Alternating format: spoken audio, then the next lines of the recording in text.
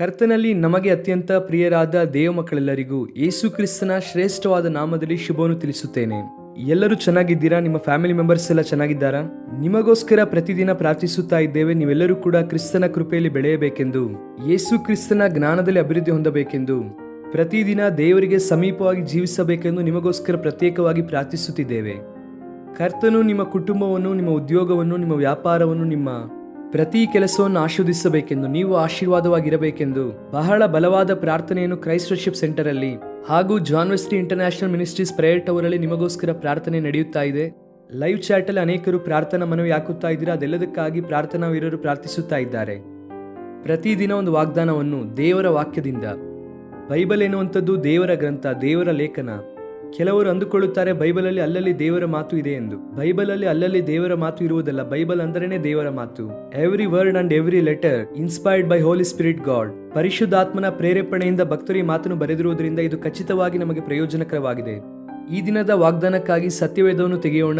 ಯೆಶಾಯನ ಪುಸ್ತಕ 54ನೇ ಅಧ್ಯಾಯ 8ನೇ ವಾಕ್ಯವನ್ನು ಓದೋಣವಾ. The book of Isaiah chapter 54 and verse 8. ತಟ್ಟನೆ ಉಬ್ಬಿ ಹರಿಯುವ ಕೋಪದಿಂದ ಒಂದು ಕ್ಷಣ ಮಾತ್ರ ನನ್ನ ಮುಖವನ್ನು ನಿನಗೆ ಮರೆಮಾಡಿಕೊಂಡಿದ್ದೆನು. ಶಾಶ್ವತ ಕೃಪೆಯಿಂದ ನಿನ್ನನ್ನು ಕರುಣಿಸುವೆನು ಎಂದು ನಿನ್ನ ವಿಮೋಚಕನಾದ ಯೆಹೋವನು ಅನ್ನುತ್ತಾನೆ. ಸ್ತೋತ್ರ ಹೇಳೋಣ ಒಂದು ಸಾರಿ ಎಲ್ಲರೂ ಕೂಡ. ಹಲ್ಲೆಲೂಯಾ. ನಿನ್ನ ವಿಮೋಚಕನಾದ ದೇವರು ಈ ರೀತಿಯಾಗಿ ಹೇಳುತ್ತಾ ಇದ್ದಾನೆ. Do you know that your God is your redeemer. ಆತನು ನಿಮ್ಮನ್ನು ವಿಮೋಚಿಸಿದ್ದಾರೆ. ನಮ್ಮಲ್ಲಿ ಯಾರೊಬ್ಬರೂ ಕೂಡ ಬೆಳ್ಳಿ ಬಂಗಾರ ಎನ್ನುವಂತಹ ಕ್ಷಯವಾದ ವಸ್ತುಗಳಿಂದ ನಾವು ಬಿಡುಗಡೆ ಹೊಂದಿಲ್ಲ. ಪಾಪದಿಂದ, ಅಪರಾಧ ಭಾವದಿಂದ, ನಿತ್ಯ ಆಜ್ಞೆಯ ಗುಂಡಿಯಿಂದ ದೇವರು ನಮ್ಮೆಲ್ಲರನ್ನು ಕೂಡ ವಿಮೋಚಿಸಿದ್ದಾರೆ, ಬಿಡಿಸಿದ್ದಾರೆ ಅಂದರೆ ಅದು ಕೇವಲ ದೇವರ ಕೃಪೆ ಮಾತ್ರವೇ. ನಮಗೋಸ್ಕರ ಬೆಳ್ಳಿ ಕೊಟ್ಟಂತವರು ಯಾರೂ ಇಲ್ಲ, ಬಂಗಾರ ಕೊಟ್ಟಂತವರು ಯಾರೂ ಇಲ್ಲ. ಪಾಪದ ಕ್ರಯಕ್ಕಾಗಿ ಆಸ್ತಿ ಪಾಸ್ತಿಯನ್ನು ಕೊಟ್ಟಂತವರು ಯಾರೂ ಇಲ್ಲ. ಅದನ್ನು ಕೊಟ್ಟರೂ ಕೂಡ ಅಪರಾಧ ಹೋಗುವುದಿಲ್ಲ. ಯೇಸು ಕ್ರಿಸ್ತನ ರಕ್ತ ಪರಿಶುದ್ಧವಾದದ್ದು. ಆದ್ದರಿಂದ ಶಿಲುಬೆಯಲ್ಲಿ ಆತನು ಮಾಡಿದ ತ್ಯಾಗ ಉನ್ನತವಾದದ್ದು. ಆದ್ದರಿಂದ ಆ ತ್ಯಾಗವೇ, ಆ ರಕ್ತವೇ ಪಾಪ ಕ್ಷಮಾಪಣೆಯನ್ನು ಮನುಷ್ಯರಿಗೆ ಕೊಟ್ಟಿತು, ವಿಮೋಚನೆಯನ್ನು ಕೊಟ್ಟಿತು. ರಿಡೆಂಪ್ಷನ್ ಎನ್ನುವಂತಹ ಮಾತನ್ನು ಬೈಬಲ್ ಅಲ್ಲಿ ನಾವು ನೋಡುತ್ತೇವೆ. ನಿನ್ನ ವಿಮೋಚಕನು ನಿನ್ನೊಂದಿಗೆ ಮಾತನಾಡುತ್ತಾ ಇದ್ದಾರೆ, ನಿನಗೆ ಹೇಳುತ್ತಿದ್ದಾರೆ. ಅನೇಕರಲ್ಲಿ ಒಂದು ಅನುಮಾನ ಏನೆಂದರೆ ದೇವರು ನಿಜವಾಗಿಯೂ ನಮ್ಮೊಂದಿಗೆ ಮಾತನಾಡುತ್ತಾರಾ, ಆತನು ನಮ್ಮೊಂದಿಗೆ ಏನಾದರೂ ಸಂದೇಶ ಹಂಚಿಕೊಳ್ಳುತ್ತಾರೆ ಎಂಬುದಾಗಿ ಅನೇಕರು ಕೇಳುತ್ತಾ ಇದ್ದಾರೆ. ವಾಕ್ಯವನ್ನು ಗಮನಿಸುವಾಗ ಆತನು ನಿನ್ನೊಂದಿಗೆ ಮಾತನಾಡುತ್ತಾ ಇದ್ದಾರೆ, ನಿನಗೆ ಹೇಳುತ್ತಾ ಇದ್ದಾರೆ ಎನ್ನುವಂತಹ ಆ ಮಾತುಗಳನ್ನು ಅನೇಕ ಸಾರಿ ನಾವು ನೋಡುತ್ತೇವೆ. ನಿನ್ನ ವಿಮೋಚಕನು ಹೇಳುತ್ತಾ ಇರುವಂತಹ ಮಾತು ಏನು ಗೊತ್ತಾ? ಶಾಶ್ವತವಾದ ಕೃಪೆಯಿಂದ ನಿನ್ನನ್ನು ಕರುಣಿಸುವೆನು.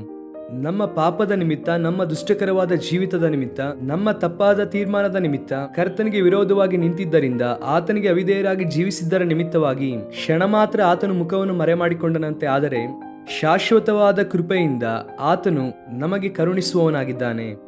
ಕರುಣೆ ಎನ್ನುವಂತಹ ಕಡೆ ಕೆಲವು ಟ್ರಾನ್ಸ್ಲೇಷನ್ ಅಲ್ಲಿ ಗ್ರೇಟ್ ಮರ್ಸಿ ಎಂಬುದಾಗಿ ಬರೆಯಲ್ಪಟ್ಟಿದೆ. ಮರ್ಸಿ ಅಂದರೆ ದಯೆ, ಉನ್ನತವಾದ ದಯೆ. ಅಂದರೆ ಎಕ್ಸ್ಪ್ಲೇನ್ ಮಾಡಲಿಕ್ಕೆ ಆಗದೇ ಇರುವಂಥದ್ದು, ವಿವರಿಸಲಿಕ್ಕೆ ಆಗದೇ ಇರುವಂತಹ ಕರುಣೆ ದೇವರು ನಮ್ಮ ಮೇಲೆ ತೋರಿಸುತ್ತಿರುವುದು. ಕಾರಣ ನಾವೆಲ್ಲರೂ ಕೂಡ ಉಗ್ರತೆಗೆ ಪಾತ್ರರು, ದೈವ ಕೋಪಕ್ಕೆ ಸ್ವಾಭಾವಿಕವಾಗಿ ನಾವೆಲ್ಲರೂ ಕೂಡ ಪಾತ್ರರು. ಯಾಕಂದ್ರೆ ನಾವೆಲ್ಲರೂ ಪಾಪಿಗಳು. ಆದ್ದರಿಂದ ಆದರೆ ದೇವರೇ ನಮ್ಮ ಮೇಲೆ ಆತನು ಕರುಣೆಯನ್ನು ವ್ಯಕ್ತಪಡಿಸಿ ನಾವು ಮಣ್ಣಾಗಿದ್ದೇವೆಂಬುದಾಗಿ ನೆನಪಿಸಿಕೊಂಡು ಈ ಮಣ್ಣಿನ ಘಟಕದಲ್ಲಿ ಕರ್ತನು ತನ್ನ ಮಹಿಮೈಶ್ವರ್ಯವನ್ನು ತುಂಬಿಸಿದ್ದಾರೆ. ಅದಕ್ಕಾಗಿ ನಾವು ದೇವರಿಗೆ ಸ್ತೋತ್ರವನ್ನು ಹೇಳಬೇಕು. ದೇವರ ಕೃಪೆ ಎಂಥದಂತೆ? ಶಾಶ್ವತವಾದ ಕೃಪೆ. ಆ ಕೃಪೆ ಎಂಥದ್ದೆಂಬುದಾಗಿ ಬೈಬಲ್ ಹೇಳುತ್ತದೆ ಅಂದರೆ ಶಾಶ್ವತವಾಗಿ ಇರುವಂಥದ್ದು. ಕೃಪೆ ಅಂದರೆ ಒಂದು ಅರ್ಥ ಏನೆಂದರೆ ಹೊಂದಿಕೊಳ್ಳಲು ಅರ್ಹತೆ ಇಲ್ಲದೆ ಇರುವವರಿಗೆ ಕೊಡುವಂತಹ ದೊಡ್ಡ ಬಹುಮಾನವೇ ಕೃಪೆ. ನಮ್ಮಲ್ಲಿ ಯಾರೊಬ್ಬರೂ ಕೂಡ ದೇವರ ಕೃಪೆಯನ್ನಾಗಲಿ, ಆತನ ಅನುಗ್ರಹವನ್ನಾಗಲಿ, ಆತನ ರಕ್ಷಣೆಯನ್ನಾಗಲಿ ಹೊಂದಿಕೊಳ್ಳುವುದಕ್ಕೆ ಅರ್ಹರಲ್ಲ. ಆದರೆ ದೇವರು ನಮ್ಮನ್ನು ಅರ್ಹರನ್ನಾಗಿ ಮಾಡಿದ್ದಾರೆ. ಅದು ಆತನ ಉದ್ದೇಶ, ಆತನ ಪ್ರೀತಿ. ಆ ಕೃಪೆಯಿಂದ ದೇವರು ನಮ್ಮನ್ನು ಕರುಣಿಸುತ್ತಾ ಇದ್ದಾರೆ. ಈ ದಿನ ಬಹುಶಃ ನಿನ್ನ ಜೀವಿತದಲ್ಲಿ ಒಂದು ಪ್ರಶ್ನೆ ಇದ್ದಿರಬಹುದು. ನನಗೆ ದಯೆ ತೋರಿಸುವವರು ಯಾರೂ ಇಲ್ಲ ರೀ, ನನ್ನನ್ನು ಕರುಣಿಸುವವರು ಯಾರೂ ಇಲ್ಲ. ನನ್ನ ಕಷ್ಟವನ್ನು, ನನ್ನ ಇಕ್ಕಟ್ಟನ್ನು, ನನ್ನ ಸಮಸ್ಯೆಯನ್ನು ನಾನೇ ಅನುಭವಿಸುತ್ತಾ ಇದ್ದೇನೆ. ಯಾರು ಕೂಡ ದಯೆ ತೋರಿಸುತ್ತಾ ಇಲ್ಲ, ಯಾರು ಕೂಡ ನನ್ನನ್ನು ಅರ್ಥ ಮಾಡಿಕೊಳ್ಳುತ್ತಿಲ್ಲ ಎಂಬುದಾಗಿ ಬಹುಶಃ ಕೆಲವರು ದುಃಖ ಪಡುತ್ತಿರಬಹುದೇನೋ. ಅನೇಕ ಸಹೋದರಿಗಳು ನಮಗೆ ಫೋನ್ ಮಾಡುತ್ತಾ ಅಥವಾ ಪತ್ರವನ್ನು ಬರೆದು, ನನ್ನ ಗಂಡ ನನ್ನನ್ನು ಗಮನಿಸುತ್ತಾ ಇಲ್ಲ ರೀ, ನನ್ನ ವೇದನೆ ಆತನಿಗೆ ಅರ್ಥವಾಗುತ್ತಿಲ್ಲ, ಬಳಲಿ ಹೋಗಿದ್ದೇನೆ, ಕುಗ್ಗಿ ಹೋಗಿದ್ದೇನೆ, ಯಾರ ಬಳಿಯಲ್ಲೂ ಹೇಳಿಕೊಳ್ಳುವುದಕ್ಕೆ ಆಗುತ್ತಿಲ್ಲ. ಕೆಲವು ಸಾರಿ ಹೇಳಿದರೂ ಕೂಡ ಅವರು ಅರ್ಥ ಮಾಡಿಕೊಳ್ಳುತ್ತಿಲ್ಲ, ಅವರು ಕೂಡ ಅಪಾರ್ಥ ಮಾಡಿಕೊಳ್ಳುತ್ತಿದ್ದಾರೆ. ನನ್ನ ಸಮಸ್ಯೆಯನ್ನು, ನನ್ನ ಇಕ್ಕಟ್ಟನ್ನು, ನನ್ನ ಪ್ರತಿಕೂಲತೆಯನ್ನು ಅವರಿಗೆ ಅನುಕೂಲವಾಗಿ ಮಾಡಿಕೊಳ್ಳುವುದಕ್ಕೆ ಪ್ರಯತ್ನ ಮಾಡುತ್ತಿದ್ದಾರೆ. ಏನು ನನ್ನ ಪರಿಸ್ಥಿತಿ, ಯಾರು ಅರ್ಥ ಮಾಡಿಕೊಳ್ಳುತ್ತಾರೆ ಎಂಬುದಾಗಿ ಅನೇಕರು ಕೇಳುತ್ತಿದ್ದಾರೆ. ಪ್ರಿಯ ಸಹೋದರಿ, ದೇವರು ನಿನ್ನೊಂದಿಗೆ ಮಾತನಾಡುತ್ತಿದ್ದಾರೆ. ನಿನ್ನ ದೇವರು ತನ್ನ ಕರುಣೆಯನ್ನು ನಿನ್ನ ಮೇಲೆ ತೋರಿಸುತ್ತಿದ್ದಾರೆ. ಆತನ ದಯೆ ನಿನ್ನನ್ನು ಉನ್ನತವಾದ ಸ್ಥಿತಿಗೆ ತರುತ್ತದೆ. ಇಸ್ರಾಯೇಲರೊಳಗೂ ಶುದ್ಧ ಹೃದಯವುಳ್ಳವರೊಳಗೂ ದೇವರು ದಯಾಳು ಆಗಿದ್ದಾನೆಂಬುದಾಗಿ ಬೈಬಲ್ನಲ್ಲಿ ಬರೆಯಲ್ಪಟ್ಟಿದೆ. ನಿನ್ನ ಮೇಲೆ ದಯೆ ಹೊಂದಿರುವಂತಹ ದೇವರು, ಆತನು ತನ್ನ ದಯೆಯನ್ನು ಸುರಿಸುತ್ತಾನೆ. ಶಾಶ್ವತವಾದ ಕೃಪೆಯಲ್ಲಿ ನಿನ್ನನ್ನು ಸ್ಥಾಪಿಸಿ ನಿನ್ನನ್ನು ಬಲಪಡಿಸುತ್ತಾರೆ. ಧೈರ್ಯವಾಗಿರಿ. ಈ ದಿನವೆಲ್ಲ ಈ ವಾಗ್ದಾನವನ್ನು ಕ್ಲೈಮ್ ಮಾಡಿಕೊಂಡು ದೇವರಿಗೆ ಸ್ತೋತ್ರ ಮಾಡಿ ನಿಮ್ಮ ಜೀವಿತದಲ್ಲಿ ಅದ್ಭುತವನ್ನು ಕಾಣುತ್ತೀರಾ. ಪ್ರೀತಿಯುಳ್ಳ ತಂದೆ, ಉನ್ನತನಾದ ದೇವ, ಪರಿಶುದ್ಧನಾದ ತಂದೆ, ನಿಮ್ಮ ಪಾದಗಳಿಗೆ ವಂದನೆ. ನಮ್ಮ ದುಷ್ಟತ್ವದ ನಿಮಿತ್ತ, ನಮ್ಮ ಅವಿಧೇಯತೆಯ ನಿಮಿತ್ತ ಕೆಲವು ಸಾರಿ ನಾವು ನಿಮ್ಮಿಂದ ದೂರವಾಗಿದ್ದೇವೆ. ಆದರೆ ನಿಮ್ಮ ಶಾಶ್ವತವಾದ ಕೃಪೆಯಿಂದ ಮತ್ತೆ ನಿಮ್ಮ ಕರುಣೆ ನಮ್ಮ ಮೇಲೆ ತೋರಿಸುತ್ತಾ ಇರುವುದಕ್ಕಾಗಿ ನಿಮಗೆ ಸ್ತೋತ್ರ ಅಪ್ಪ. ಈ ದಿನ ನಮ್ಮ ಪ್ರಿಯರು ಯಾರ್ಯಾರು ನಿಮ್ಮನ್ನು ದೃಷ್ಟಿಸುತ್ತಿದ್ದಾರೋ ಅವರೆಲ್ಲರ ಜೀವಿತದಲ್ಲಿ ನಿಮ್ಮ ದಯೆ ಕೃಪೆಯನ್ನು ಸುರಿಸಿರಿ, ಒಳಿತು ಮಾಡಿ ನಡೆಸಿರಿ ಅಪ್ಪ. ಸ್ವಸ್ಥತೆ ಇಲ್ಲದೇ ಇರುವವರಿಗೆ ಸ್ವಸ್ಥತೆ, ಬಿಡುಗಡೆ ಇಲ್ಲದೇ ಇರುವವರಿಗೆ ಬಿಡುಗಡೆ, ಪ್ರತಿಕೂಲ ವಾತಾವರಣದಲ್ಲಿ ಇರುವಂತವರಿಗೆ ದೇವರೇ ಒಂದು ಅದ್ಭುತವನ್ನು ಮಾಡಿ. ಕುಟುಂಬ ಅಲ್ಲೋಲ ಕಲ್ಲೋಲವಾಗಿ, ಗಂಡ ಹೆಂಡತಿಯ ಮಧ್ಯೆ ಒಳ್ಳೆಯ ಸಂಬಂಧ ಇಲ್ಲದೆ, ಹೆತ್ತವರ ಮಧ್ಯದಲ್ಲಿ ಒಳ್ಳೆಯ ಸಂಬಂಧ ಇಲ್ಲದೆ ಎಷ್ಟು ಜನ ಇದ್ದಾರೋ ಅವರೆಲ್ಲರನ್ನು ಕೂಡ ನೀವೇ ಮುಟ್ಟಿ ಬಲಪಡಿಸಿ ಧೈರ್ಯಪಡಿಸಿ ಅದ್ಭುತವನ್ನು ಮಾಡಿರಿ.